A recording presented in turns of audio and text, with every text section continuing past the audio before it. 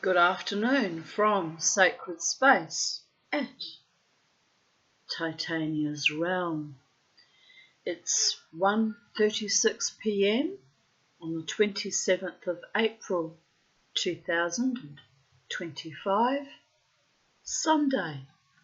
It's a glorious day outside. I haven't been outside except to have a bit of breakfast, and I was out there chatting to my friend Jared on the phone, and Mr. Crow came and was competing with us, joining in on the conversation rather raucously, as only crows can be in their own language.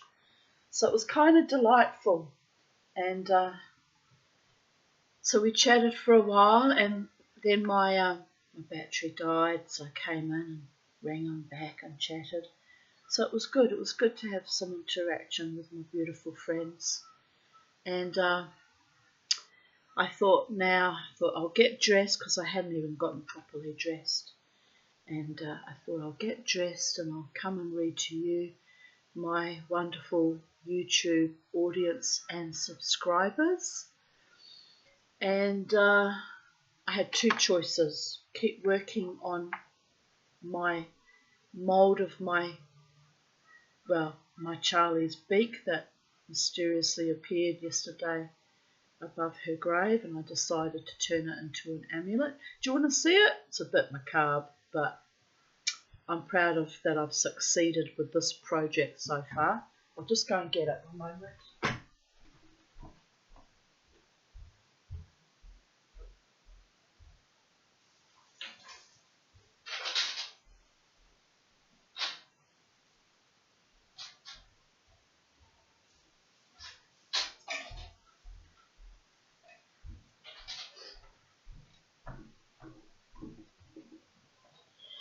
So I worked on it until about midnight last night, and I've sanded off the edges where the Delft clay mould meets, and halfway, you put it halfway in. So I've sanded that off, and I've just got to, I got frustrated because I broke one of my saw blades trying to saw it off. The best way to do it is actually to snap the sprues off with bolt cutters, but because it's so close to where the beginning of the anatomy of her beak started, I didn't want to cut into that with bolt cutters, so I was trying to do it the hard way with my jeweler's saw, and snapped a blade, and by then it was midnight, and I was like, you know what, I've done enough for today. But this is the top part of Charlie's beak. The bottom half wasn't there, or didn't see it.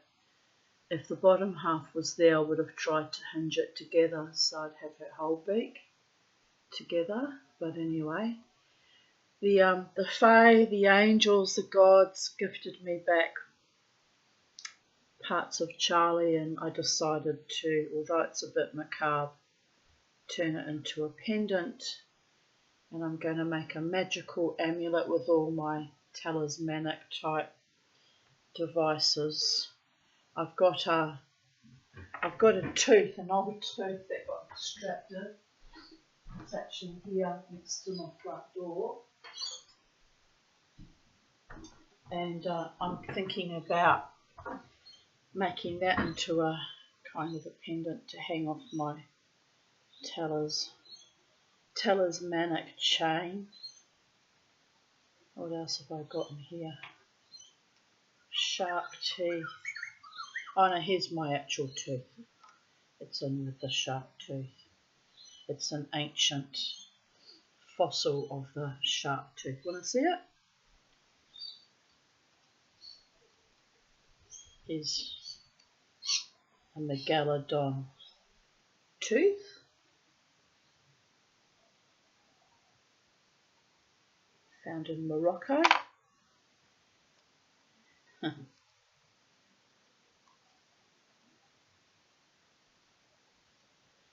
got a tuft of hair left over from my beautiful Beauregard, my boy. Oh,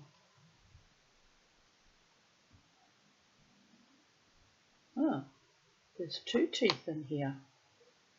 Thought there was only 1. Wow, I could go really macabre and make a couple of teeth. This one is clearly a broken, one of my broken crowns. You can see why teeth is such a big fucking issue for me when they go wrong. It's a real trauma space. Excuse me, I'm allergic to my teeth.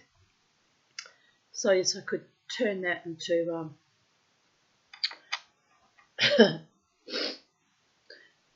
still got the screw. Turn that into a piece of jewellery too. But this one's still got the actual root of my actual tooth, which would have been the root canal. So this bit attached to it is fake. That was that one down. That one there, I think that was. Anyway, I'm thinking about, although it might be quite brittle, but drilling a hole through it, attaching a jump ring. So on the one side I'll have my own chopper, and on the other side I'll have Charlie's beak.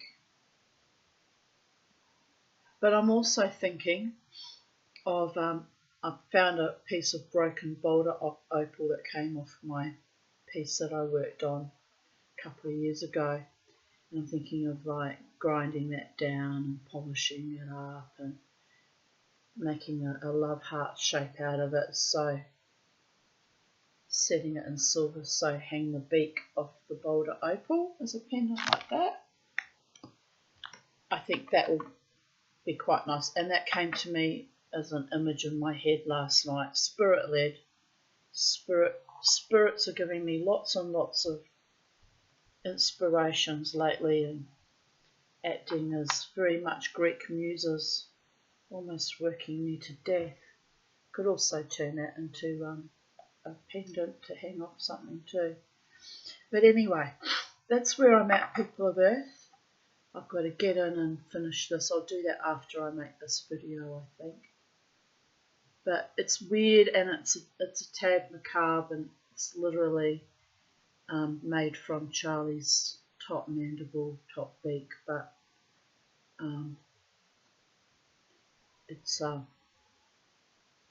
it's meaningful to me only because Charlie and I were very, very close, and I've been praying for the last 2 months. I want my bird back, which is an impossibility, right, now that she's manifested into the light.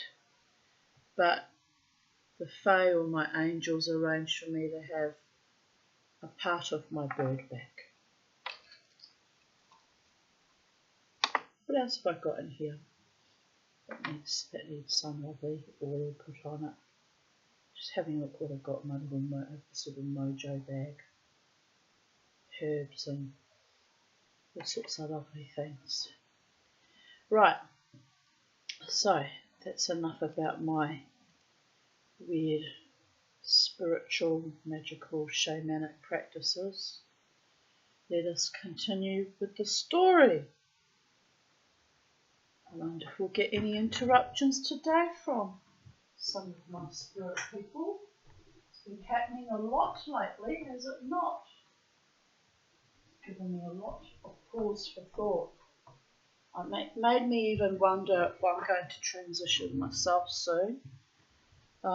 Which, whatever happens, I'm okay with, by the way. But I discussed it with Jared, and he said, no, that's just silly. It's just that you're more open at the moment for whatever reason, and go with the flow. The spirits will contact you as soon as you have, you don't let them run roughshod right over you, and you have your own agency still, which I do. Everything's fine. But that was a bit odd, that encounter yesterday during my YouTube video, when that spirit rubbed their hand across my back. A human man did that to me some months ago, and gave me pause for thought, actually. It was just a reminder of that, or a memory, or But no, it was definitely an entity behind me. They were very, very tall and had a big dark energy. Not dark as in menacing, but just manifested more as dark shadow rather than light being per se. But anyway, whoever they were came back and assisted me in making this. Step by step, talked me through it, for which I'm grateful. So it's important for them that I have my little piece of Charlie back, and here she is. I'll keep the original piece of beak. I'll put it in with my mould, things for mould collections. Keep that. I should actually make a resin mould out of it, because being cartilage it'll probably break apart with as time goes on. It gets brittle and will crack easily. But anyway, I've got this in sterling silver, so blessed be. Right, here we are, Titania's realm. By Titania's realm I don't mean my own personal realm, but under the auspices of Queen Titania of the Forest Fae. And since my name is Tanya, kind of her namesake, that's what the connection to that is. I don't for one moment, think that I'm powerful and equal footing with, the Fae or angelic beings or interdimensional beings. Just a short little fat hobbit woman minding her own business in Holland Park, you understand. Trying to thrive on planet Earth in my own strange and unique way. And every day is a day, is it not? So I might just draw this curtain across. It's a bit in the darkness, but I'm having trouble seeing you, planet Earth. Right, chapter 20. The Grey Lady. Many people have heard stories about the Grey Lady. There are many. But which Grey Lady? People refer to the ghost as a Grey Lady simply because the ghost is that of a woman and looks grey. A ghostly, misty, grey figure. The Grey Lady she is thus described as. It's very boring, isn't it? If I ever haunt anyone, it'll be in some bright red frock or something flamboyant. It's just in my innate nature.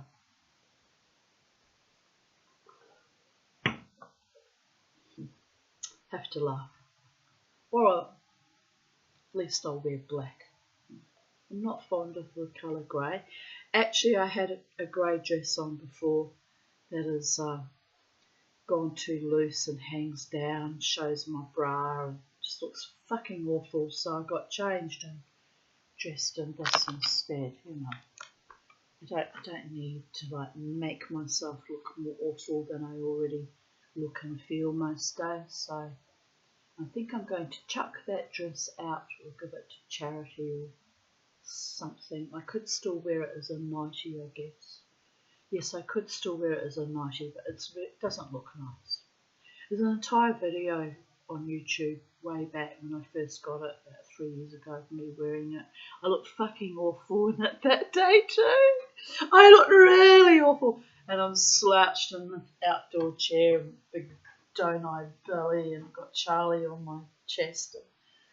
I made the video, it was actually about Charlie, but I looked so awful in that video. And do you know how many views that video has garnered? Nearly 2,000. The more awful I look, the more popular I get. Isn't that weird? It's probably all my enemies with Schadenfreude, am I right? But it was a lovely video of Charlie, so let's just cut myself some slack there.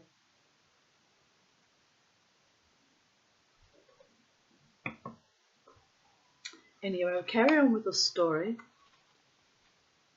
But this story is about a true Grey Lady by the very nature of her uniform.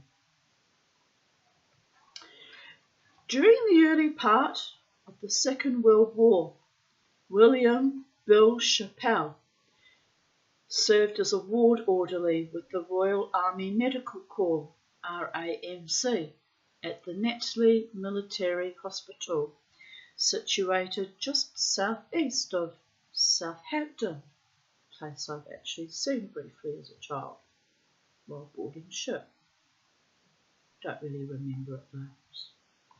52 years ago, people of Earth. By the gods.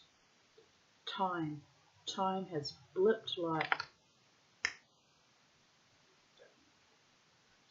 The hospital itself was a very large building, strange in the fact that it was built to plans intended originally for a hospital in India. It was in use during the First World War. Medical staff stationed at Netley Military Hospital spoke of the Grey Lady, and many people reported seeing a figure disappearing along one of the corridors. Staff also reported that in one of the upper rooms, a certain window, when shut, was always opened as the occupant left the room.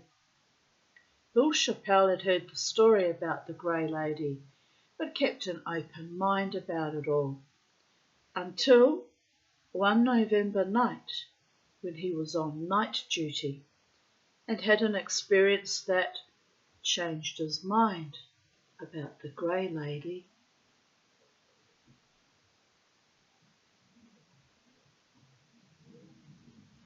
On the night in question, Bill Chappell was on duty.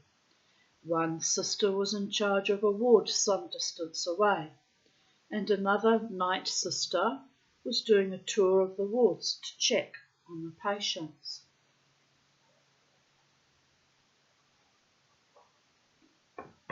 The duty night sister discussed various things with Bill, and then asked if he had checked on a certain patient who was bedfast in the side ward.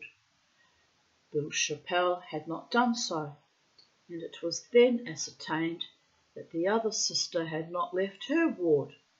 So the duty night sister and Bill Chappell made their way along to the side ward, which was some distance away, to check on the patient and to see if he required anything. On entering the side ward, they found that the patient was quite comfortable. The patient looked surprised to see them both, and asked the duty sister if everything was all right.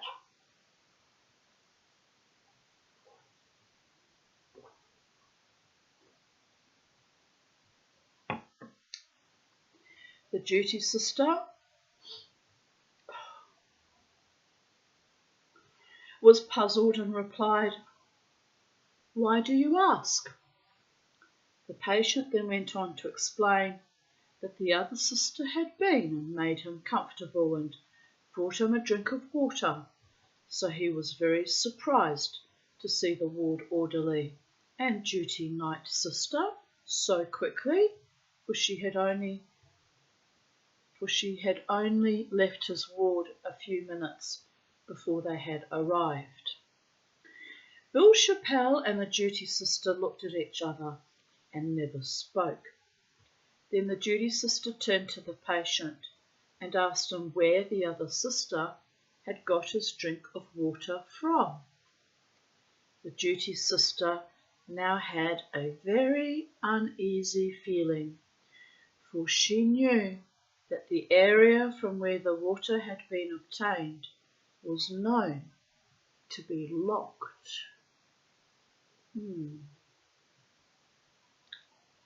She turned to Bill Chappell, the ward orderly, and asked him to go and check the area leading from the ward in order to get to the bottom of the mystery.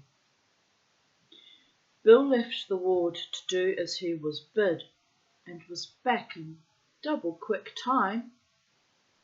"The area is all locked," he reported in a shaky voice. And he added, "There are no members of staff in the vicinity." "Can you give me a description of the other sister?" asked the night duty sister to the patient. And she added, "Did you think anything was strange about her?" "Why all the questions, sister? Has she done something wrong?" asked the patient. "No," replied the sister. "I just want to know who gave you the water." Both the duty night sister and Bill Chappelle were very careful not to enlighten the patient as to their suppositions. They both knew it had to be the grey lady. The patient went on to describe the other sister. "She was dressed in a different uniform," he said, "but I did not think that strange, for I had seen her before in that same uniform." "That would be the Queen Alexandra's Imperial Military Nursing Service uniform," said Bill Chappelle, after he had listened to the description given by the patient. The duty sister agreed with him. I'm going to get annoyed by these flying curtains now, aren't I? By the gods. Let's open the windows again. Open. Because Mama T does not do being annoyed. Now she's annoyed by the light. Right, carry on. We'll soldier on, people of Earth. The duty sister agreed with him. Just as they were about to leave the ward, the patient called them back. "Oh," said the patient, "your other sister never spoke. She just got on with her work and gave me the impression that she was very dedicated in what she was doing. Nothing was too much trouble for her. She did seem very distant, though." The grey lady was seen around the hospital many times, and all patients visited by the grey lady said she was most helpful. All patients stated that she did not speak and seemed engrossed in her duties. The grey lady is the ghost of the fiancé of a First World War officer who had been brought in severely wounded. Same deal really. But due to pressure of work with other patients, she was unable to be with him, and by the time she did get to see him, he had died. It seems apparent that she must either have blamed herself for not being there to comfort and nurse him, or was so distressed with the news of his death that she threw herself from the window of the room where the window would not shut. Staff who had seen the grey lady never saw her as the patients did. They spoke of briefly glimpsing a figure disappearing along one of the corridors. The patients, on the other hand, told how helpful she was in making sure that they were comfortable. There can be no doubt that the grey lady is the young nurse who threw herself out of the window. That window is the one that does not stay shut. They all described her uniform as being that of the QAIMNS, Queen Alexandra's Imperial Military Nursing Service, which is a formidable title for a very formidable group of ladies. The grey lady has been described as the Florence Nightingale of the ghost world. She received her training at the Institute of Protestant Deaconesses at Kaiserswerth, Germany, and became famous after her wartime work during the Crimean War in 1854 to 1856 became known. The grey lady likened herself to Florence Nightingale. in working with the war wounded, and her earthbound spirit is doing penance. Has the Grey Lady now freed herself? The old military hospital is still there. Is the Grey Lady still doing her rounds? I hope she's found peace and gone into the light by now. Chapter 21. The Phantom Highwayman. The Phantom Highwayman, better known as Sandeman's ghost, since he resembled the cloaked figure on the Sandeman Port adverts, has been sighted again. The ghost passed in front of a courting couple who at first thought it was someone playing a prank. Slowly the ghostly highwayman glided towards them. "We were petrified," said the young lady. "It just moved towards us. He was all dressed in black, with a cloak and a wide-brimmed hat, sort of hazy, and it made your blood run cold. Then, before I could scream, he vanished." So the Sandeman ghost returns. For what reason? Legend has it that he will return to avenge his brutal murder. The ghostly highwayman was seen many times by many of the airmen who served at RAF Aldergrove in Antrim, Northern Ireland.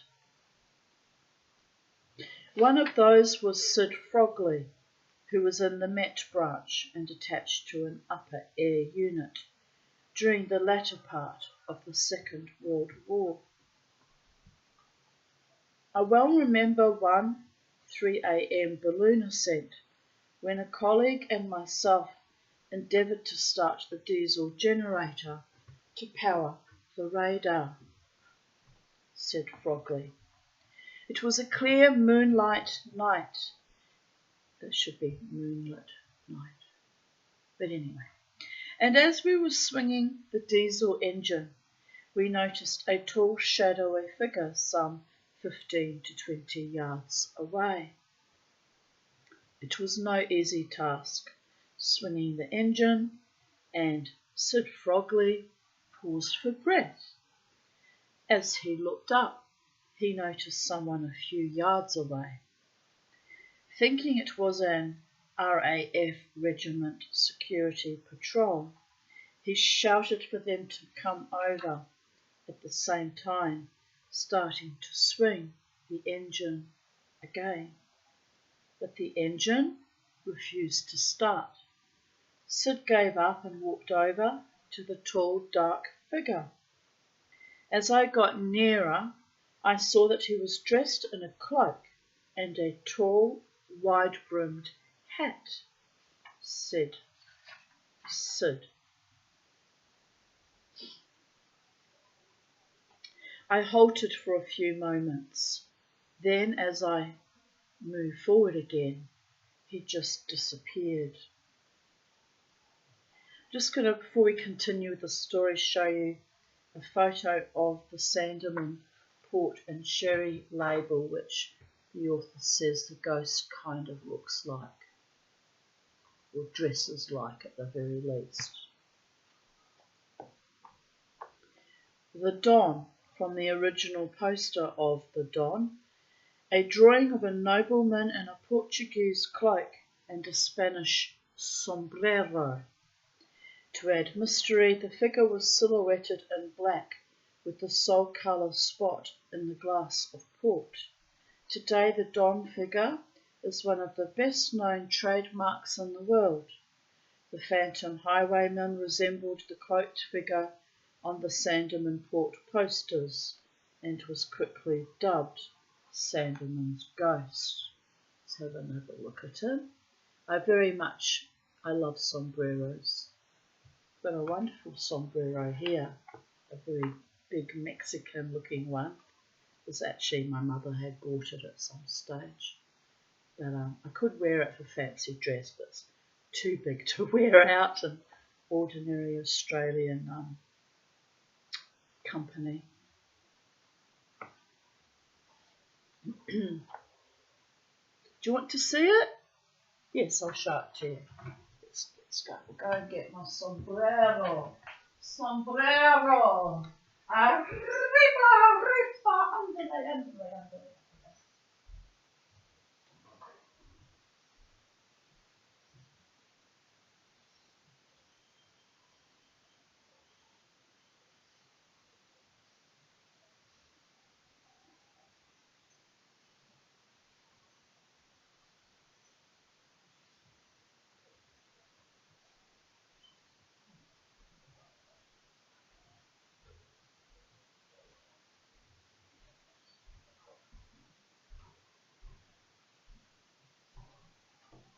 It's a bit dusty.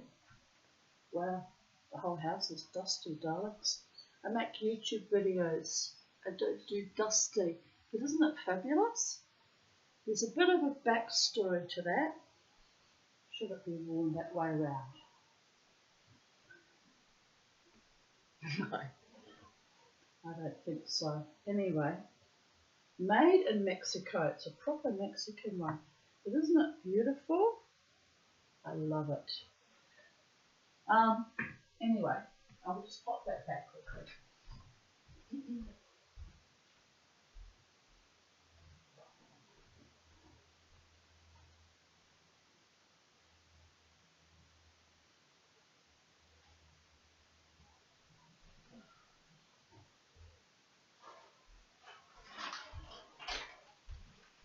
Put some chickens out while I'm heading out there. Now, the backstory to that sombrero, right, was my mother had a habit. She could be quite malicious, or sometimes it was malicious, sometimes I think it was just sheer selfishness or thoughtlessness. But when I was during my childhood, she was gifted a beautiful sombrero. It was red, and I loved it. And I used to, of course, put it on, they dress up and wear the sombrero. I really love that sombrero. And my mother had a friend who was a Māori man, but he was a professional singer. So it was actually a very kind thing that she gave it to that man. So she gave him my beloved sombrero so he could wear it for, in his performances whenever he sang Spanish or Mexican songs, I suppose. It was part of his costumery. Excuse me. I didn't know that man very well. He was a famous singer in New Zealand. I can't remember his name.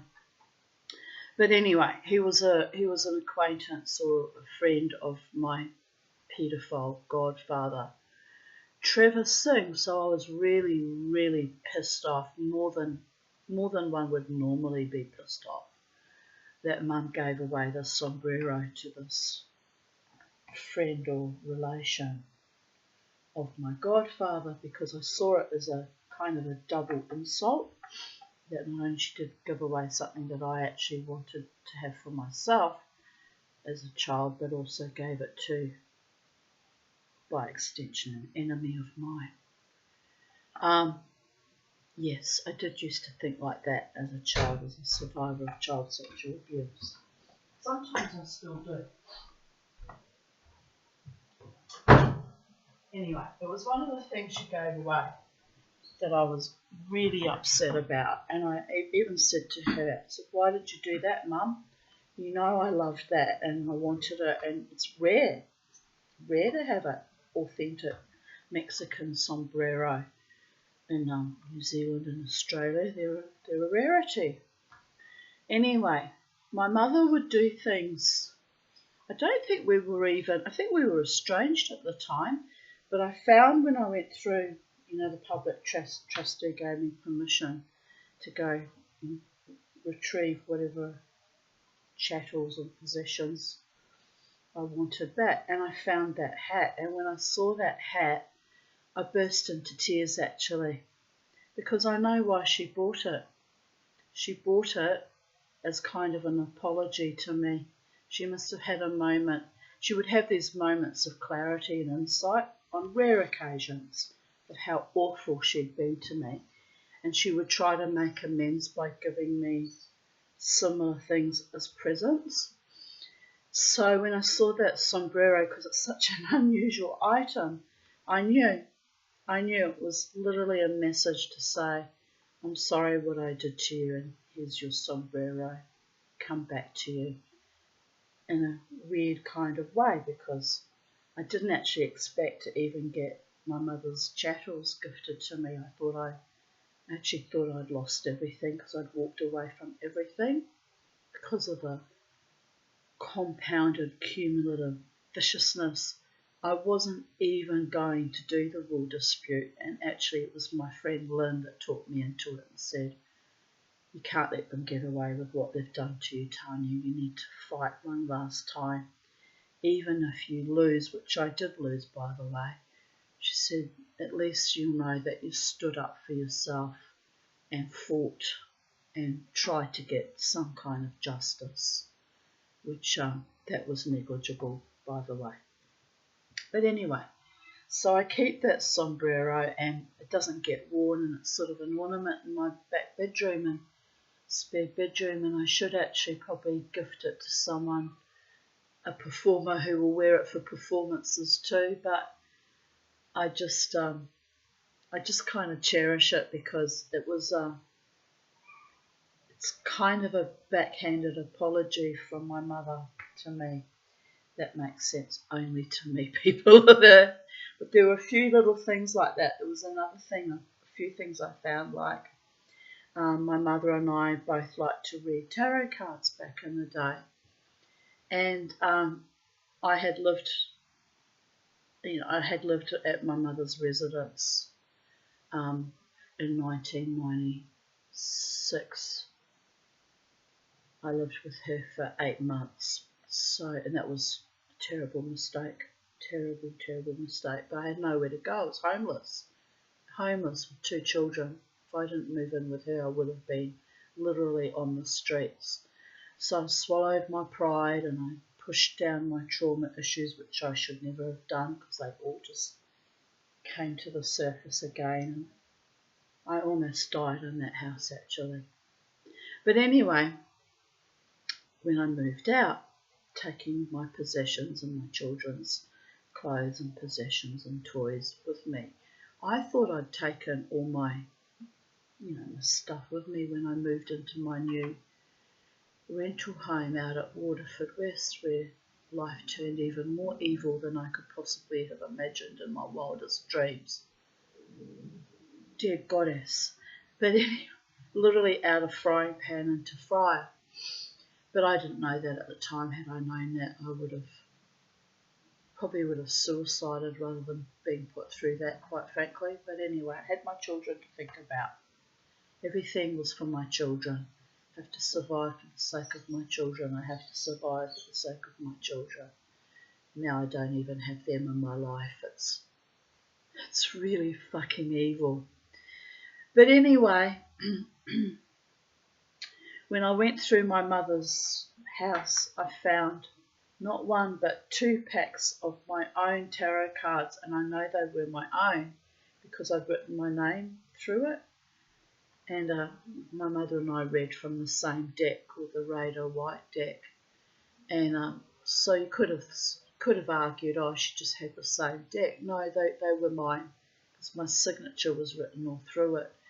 And so she literally stole from me. My own mother stole my tarot cards, probably thinking that she would have my mojo and my energy and somehow she'd have better readings or just have that sense of closeness to me, or some kind of fucking boundary violation, quite frankly. I mentioned in a video how people sometimes take trophies, like when I lose jewellery, and that's annoying when it happens. Sometimes they do black magic things. Their intentions are honourable or willing to own a piece of you so they can, in their black magic view, have control over you. Haha, good luck with that, babies. I retrieve all my energies. But, fools don't know that, of course. But anyway, I found those tarot cards and I was like, why did you do that, Mum? Why would you steal from me? And there were a few other little items that were clearly, that I knew were mine. I was like, why was she doing that? But I must have left them behind when I moved house, thinking I'd taken everything. She just kept them. And of course, we were estranged, so she didn't tell me she had stuff. I think, no, there was a couple of occasions where she actually said to me, I've bought you a present. The other thing she used to do in the 2000s was she'd ring me up. I've bought you a present. Oh, that's nice, Mum. Yeah, come and get it. You need to come and get it. It was always very conditional and controlled and about ownership. And I'd be like, oh, yeah, when I have time. No, come and get it now. And then I'd get annoyed and I'd be like, you know what? I don't actually need anything from you. Thanks, but no thanks. So I would just drop it. And so there were a few items of jewellery I found that I knew they were gifts for me that she had held back out of spite, or it was during the time when we were not exactly connecting too honourably, and so she would just withhold things. And gifts from my auntie Lottie in Germany that was sent for me, that pissed me off, because she had no right to withhold other people's gifts for me. Like, her own, fine, fair enough, it's her energy and her investment, but don't withhold other people's that were meant for me. I took particular umbrage at that. But anyway, it was just such a weird relationship I had with my mother.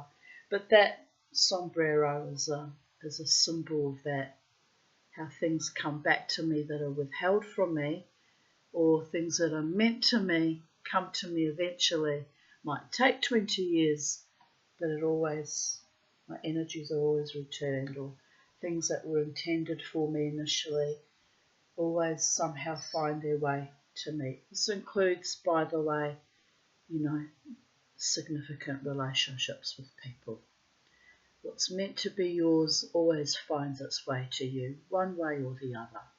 And that's why I've learnt the art with age and getting of wisdom of not grieving too much over people and just letting go and letting love. And if they want to be in my life, then they'll come and they'll say, Tanya, you're a difficult, ornery customer at times, and you're insightful and you see through the bullshit and you're right onto it and you drive me crazy, but I love you and let's continue our friendship.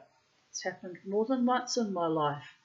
Some of my longer relationships we've had our times where we also had some acrimony and didn't speak for sometimes several years at a time. So you see, I know with the getting of wisdom, when people really genuinely love you and really find you,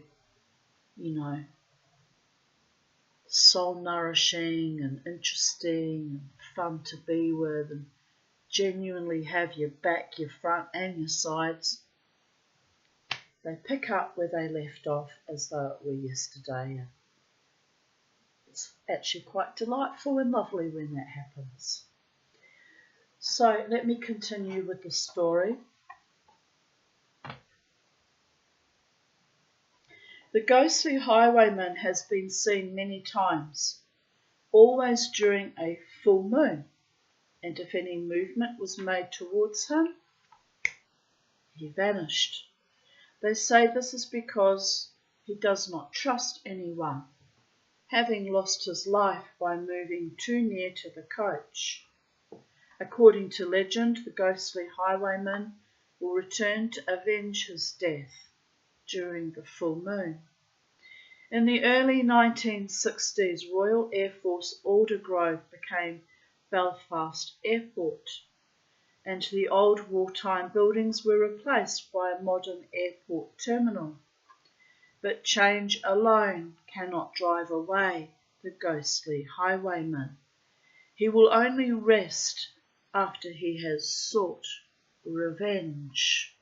So beware when there is a full moon.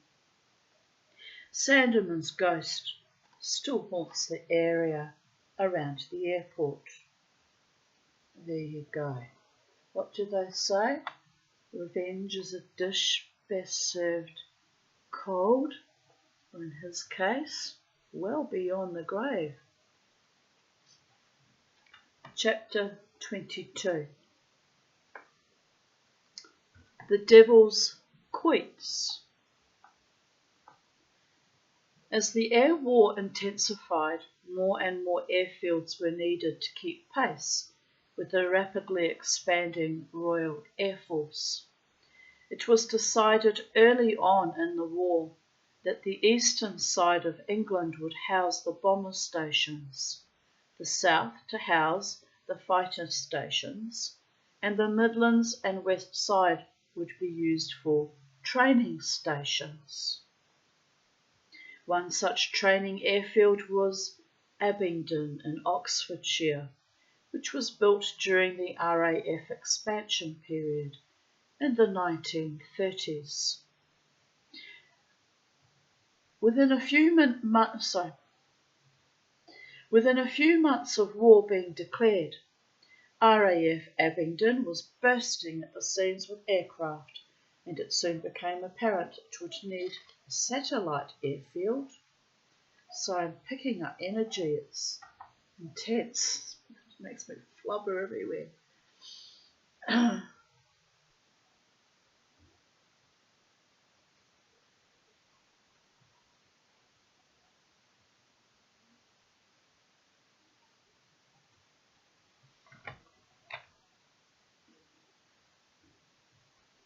Many sites in the area were surveyed, and the final choice was an area just west of the village of Stanton, Harcourt.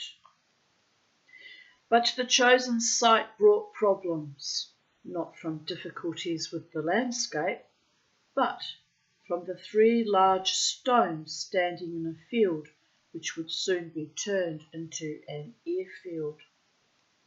Oh, I wouldn't be messing with standing stones if I were you. Just saying.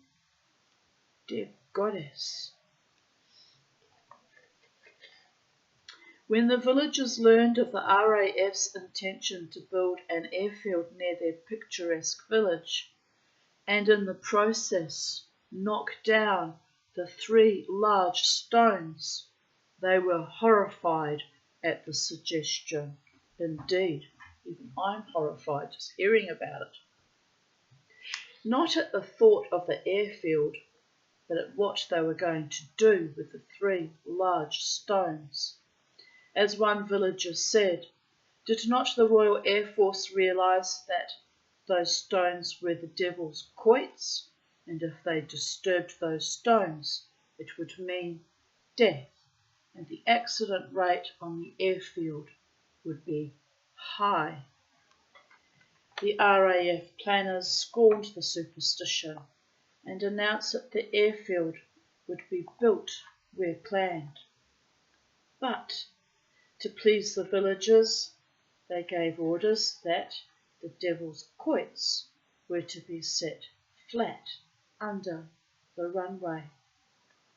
Beware the curse of the devil quoits, cried the villagers, as the civilian workmen arrived with their machines and commenced work on turning the green and pleasant fields into an airfield. I used to often kiss Charlie right on the ridge of her beak there. My baby, my little baby. I can't believe it still to this day. I just can't. It's just too awful. And then I lost the love of my life. He didn't want me anyway, so no great loss really. It was all delusional, but led me a merry dance they did. Oh, bless. Well, that's on them, isn't it, babies? It's all on them now. The workmen laughed at the superstitious villagers and set about their work. They had an airfield to build, and no superstitious stones would stop them.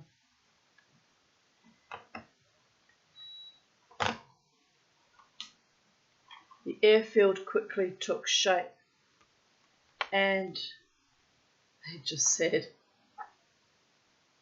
but I don't want dead zombie lovers coming back to me that are disingenuous and sadistic and cruel. So maybe this little amulet will protect me from that. I only want real loves in my life, real men with real heart, real soul, real passion, real romance, and real genuine care for me as not just a woman, but as a spirit and a companion and a lover and a life partner, a real man. That's what I want. That's why anything not for my highest good has just been shunted out of my way, even though I was a bit in denial about it, quite frankly. Quite a bit in denial. The heart wants what the heart wants, am I right? Blessed be. Now I have trinkets made out of dead birds. It's a bit weird, but it's a metaphor for life. Keep the love precious and let the one who truly loves me make it known in time, the right time and the right place, the right person and my right people of earth. No more game players and tricksters.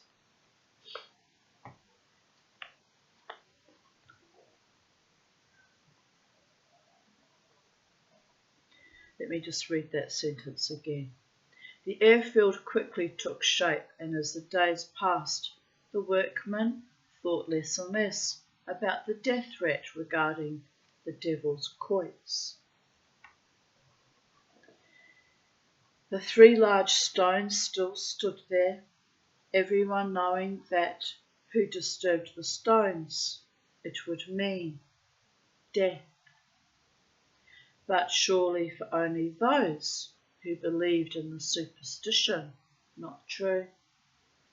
You don't have to believe for a curse to fall upon your head, people of earth. Men had just started work on laying the runways when suddenly death fell out of the skies. On 16th of August 1940, 3 German bombers, one for each of the 3 stones, said the locals, dropped out of the sky. Their voices. Where are they coming from? Don't know.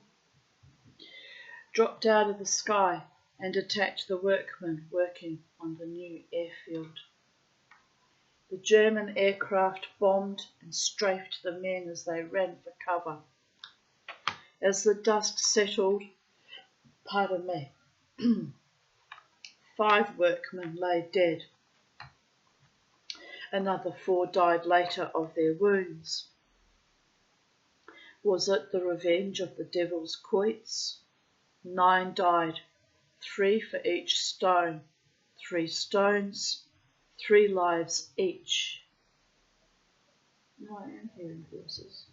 People. I'm not imagining that.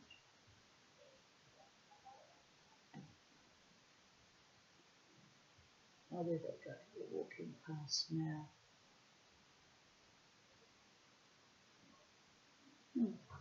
Odd. Hardly ever see that neighbour. I guess he works all the time, so there is that.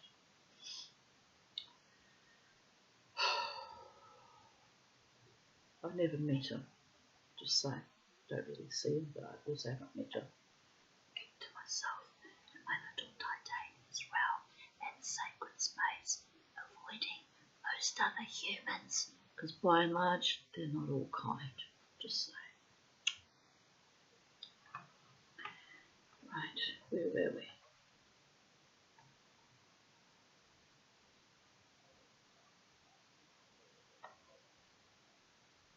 For those who disturbed the stones brought death as the superstition said.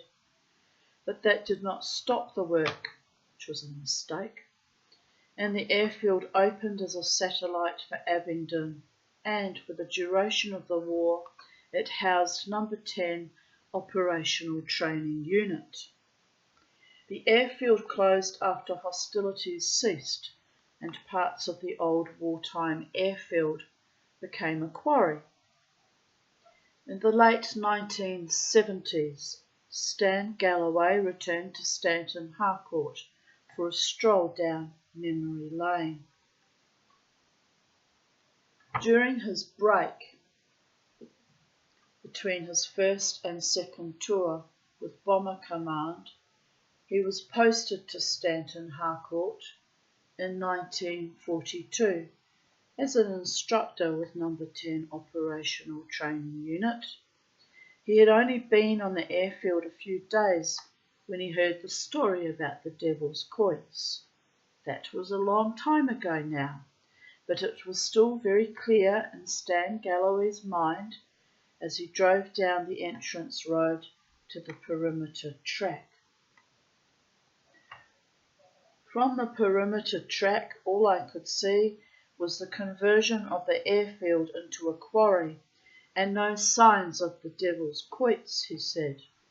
I drove along the perimeter track until I came to the old control tower, and he added, I just realised I've got the aircon on and the bloody window open like a goose. Dear goddess, that's how you know I'm tired. And he added, I just had to explore inside it.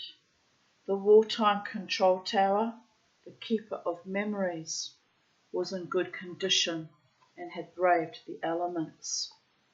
Stan made his way upstairs and onto the balcony, stirring up a spot of nostalgia in the process. After a short time, he made his way back down the stairs and to his car. He was just about to get in when a farm worker shouted to ask what he was doing on the old airfield. I apologised for trespassing, said Stan, and explained that I was stationed at Stanton Harcourt during the war. In the course of conversation, he asked if I had been in the control tower. He was surprised to hear that I had been inside. He then told me the control tower was haunted by a young flying officer who had been killed in a flying accident. He said no one in the village would go in the building, so strong was the superstition. Had the flying officer, like the others, disturbed the Devil's Quoits and paid the ultimate price? Or was it the villagers' method of defence for keeping trespassers at bay? Maybe it was superstition, or maybe there was something. The Devil's Quoits, maybe.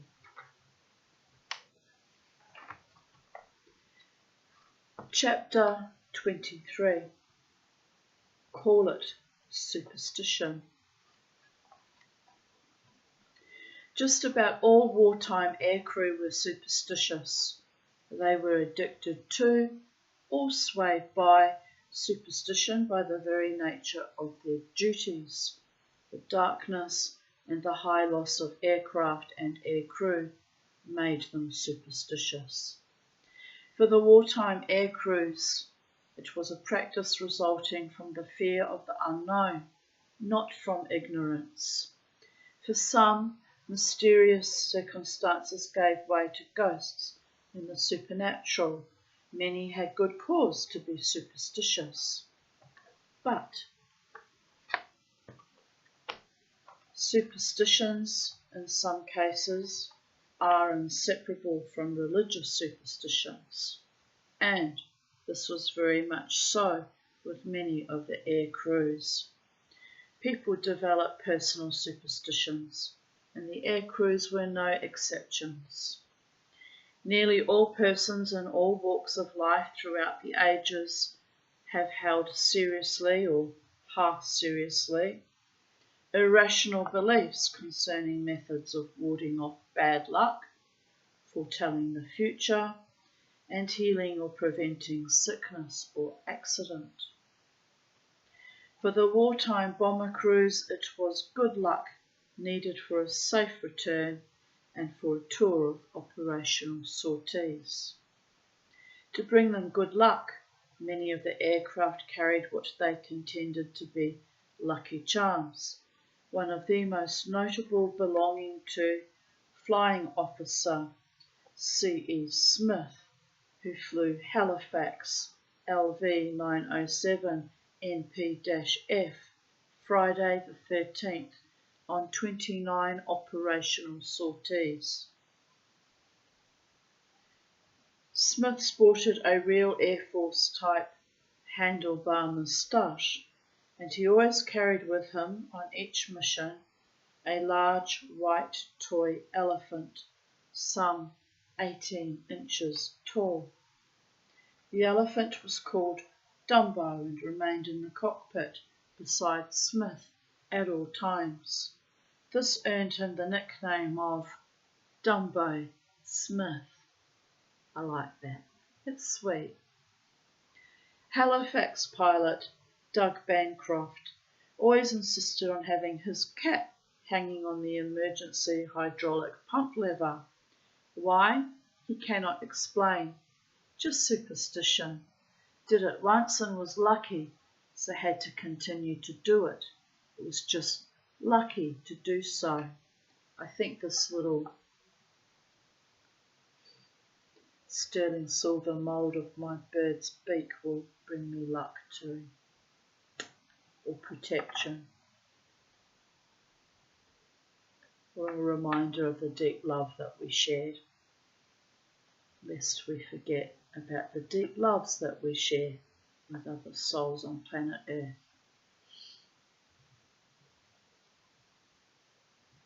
Another bomber pilot would put on a Navy captain's cap as soon as the Bob Aimer had said the magic words, "Bombs gone." As soon as the pilot heard that, he put on the captain's cap and started to climb out of the target area.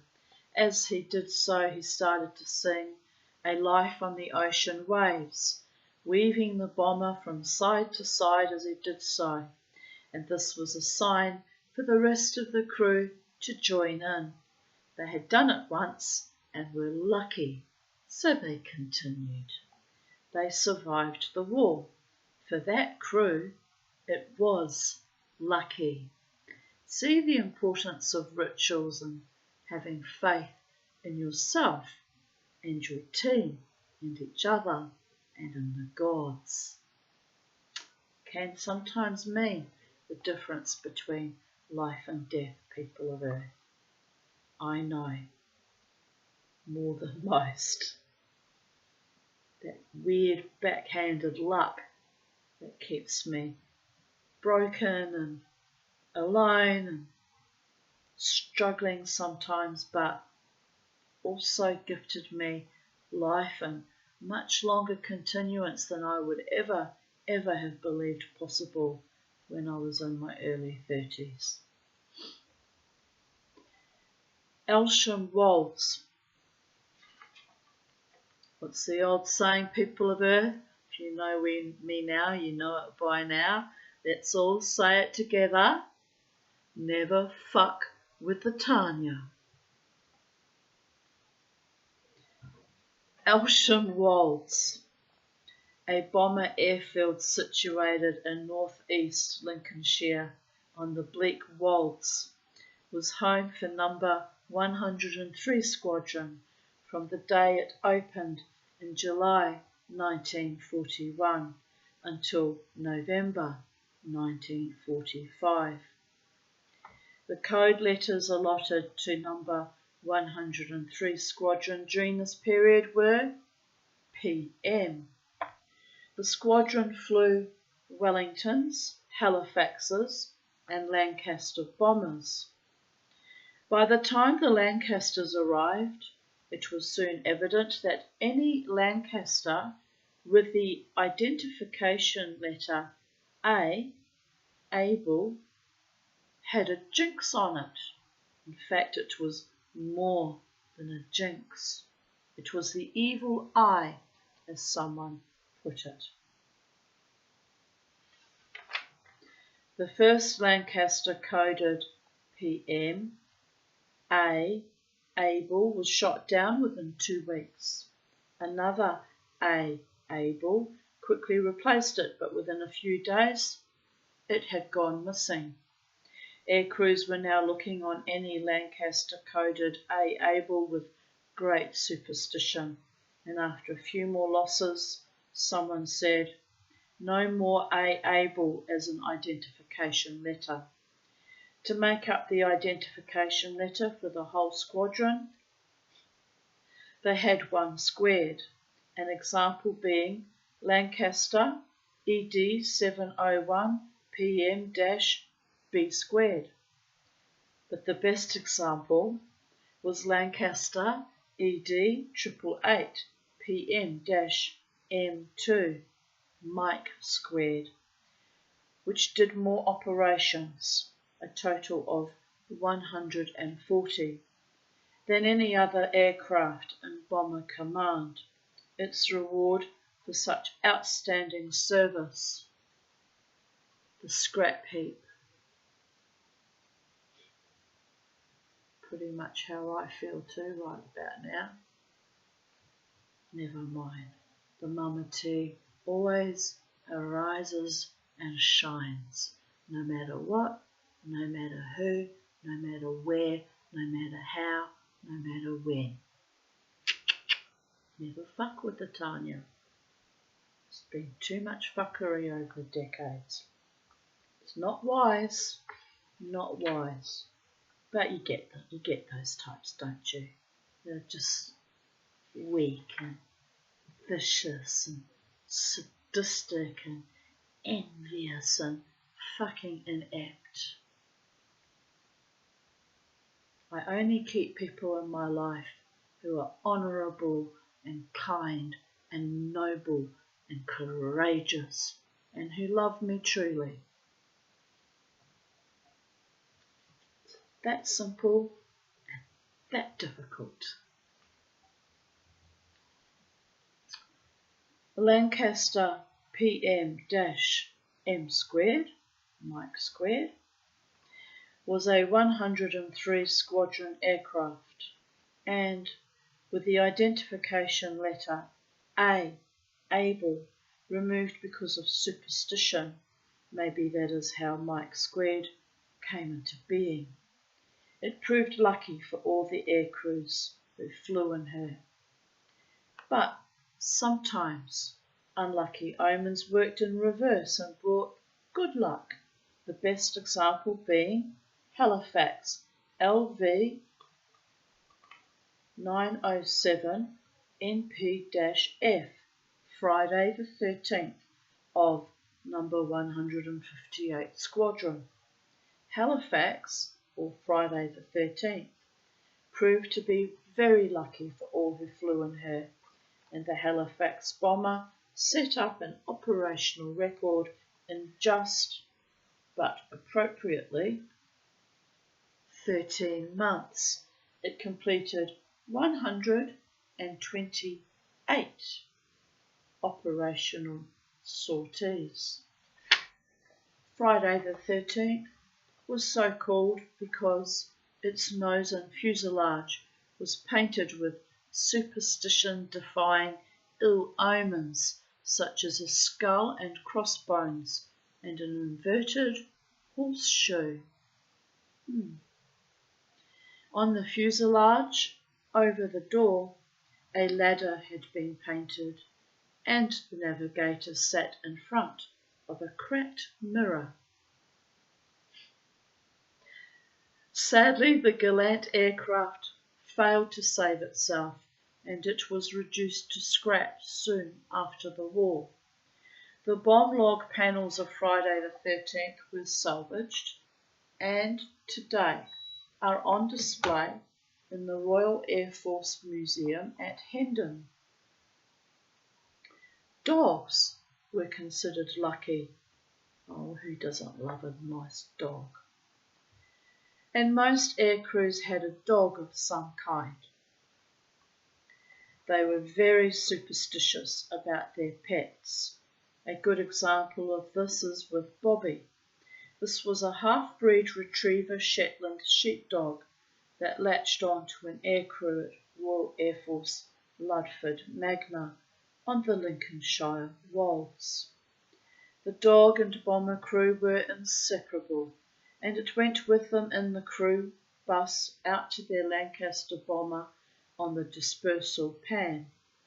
As the crew boarded the aircraft, Bobby would make straight for the training wheel and urinate on it. The crew laughed as Bobby cocked up his leg. Brought them good luck, the crew said. Then, one night in January 1945, a new driver of the crew bus would not allow Bobby to get inside. He raced across the snow-covered airfield, but was too late to add his little piece of luck. Sadly, the bomber failed to return, and the crew has not been heard of, even to this day. After waiting patiently for its master's aircraft to return back to base, Bobby suddenly gave a little bark and dashed across the airfield, never to be seen alive again. His body was later recovered in a snowdrift, and the airmen buried Bobby by the side of the road. The ghost of Bobby has been seen many times around the old airfield at Ludford. The weather was very bad. It was very cold, and it had been snowing hard. Did the crew take off without knowing that their training wheel had not been blessed by Bobby? Bobby knew it, and that is why his spirit still roams the old airfield today.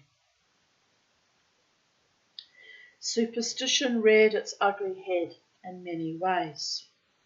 Women sometimes wore the badge of superstition, as Stan Holton recalls. When I arrived at Elsham Wolds, I crewed up with a new crew, and on my first day out with one of my crew, I saw this beautiful waif. She was a little doll. I looked at my crewmate, who had been on the airfield a few months, and said, I'm going to enjoy it here at Elsham with girls like that. Stay away from her, Stan. She's a chop girl, he said. There was also a waif in the education section at Elsham Wolds. Very beautiful, but no one would go near her.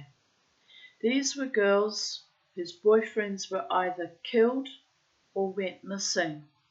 Got the chop was the term used.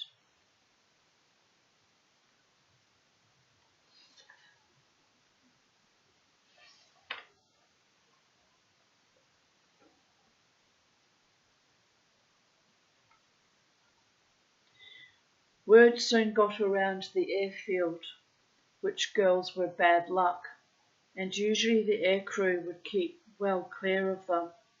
They became known as the chop girls. How dreadfully unfair is that, though? I mean, by the gods.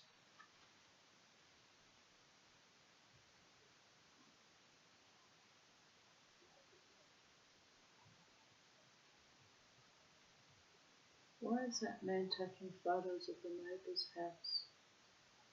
Odd.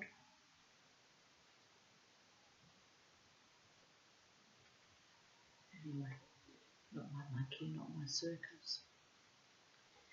The finger of superstition could point at anybody, anything, or any time. So anything or any place. This became so with the village of Bracebridge Heath near Lincoln. Just after the war, Married quarters on some RAF stations was very hard to come by. This was very much so in 1948 and 49 when I was posted to RAF Waddington, said Stan Holton. There was a village called Bracebridge Heath, which was close to RAF Waddington, and the people there were willing to put us up. But no one would ever go to live in the village because all the chaps who had digs there were killed.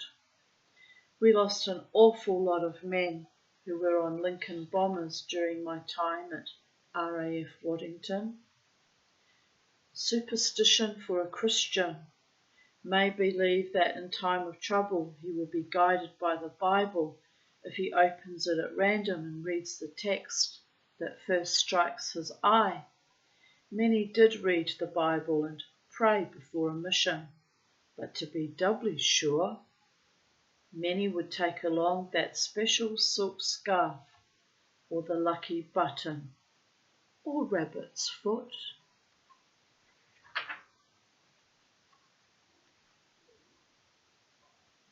Right, I think I'll stop there. We've got enough for another video. I think I'll break it up. I could forge ahead, but I've got a bit of a headache from the new medication I'm on, and I'm a bit tired, and I'll come back tomorrow or perhaps later on this evening if I feel like it later on and finish the book, People of Earth. Hope you're enjoying these interesting superstition ghost stories, and enjoy your afternoon. The time is now 2:52 p.m. on Sunday the 27th of April, and I think I'll make myself a bit of lunch and have a bit of a rest, and then forge ahead with cutting off my sprue and soldering on a jump ring, and finish sanding off that bit of seam there. It's all very lovely, isn't it? So, blessed be from Titania's realm.